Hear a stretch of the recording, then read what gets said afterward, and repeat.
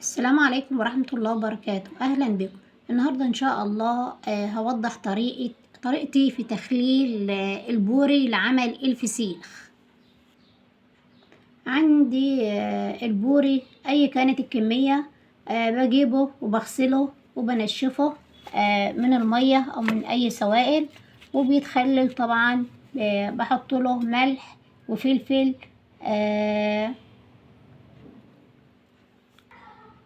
كركم. ده طبعا ملح ناعم، ولكن هو يفضل ان يتعمل بالملح الرشيدي الخشن. لو مفيش عندي ملح رشيدي مانيش لاقيه في السوق، هخلله بالملح الناعم.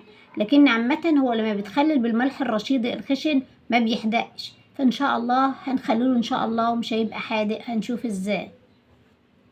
بجيب البوري وبسيب السلسله منه بالضغط عليه بالشكل ده. بضغط على السلسله بالشكل ده كده.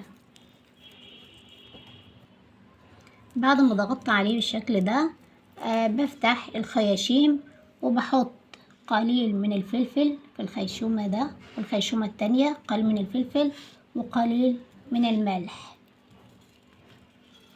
نحط التانية نفس الشيء.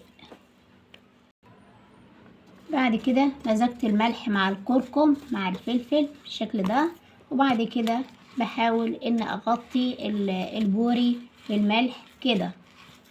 غطيته كل حتة منه كده، والتانية نفس الشيء. طيب الملح قد ايه اللي انا بحطه؟ الفلفل معلقة، الكركم معلقة صغيرة، الملح انا حاطه معلقتين كبار، وانا بغلفه بالشكل ده. وبعد كده برش شوية عليه، وكل واحد شايف الملح، بس هو تقريبا معلقتين ملح اهوت. الملح لسه كتير فاقوم ارش عليه بالشكل ده، مش اكتر من معلقتين ويمكن اقل كمان.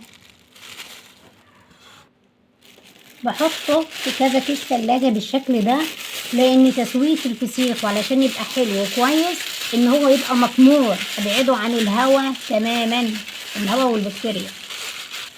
لفيته وبلف كمان في كيس كبير ثلاجة ابيض. نشيل الهواء ده، نفرغ الهواء. احطه في علبة بلاستيك في اي حلة، وكل يوم اقوم اقلبها كده في الجنب. تاني يوم اقلبه كده، تالت يوم اقلبه كده لمدة اسبوع، وكده اكون انتهيت. والسلام عليكم ورحمة الله وبركاته.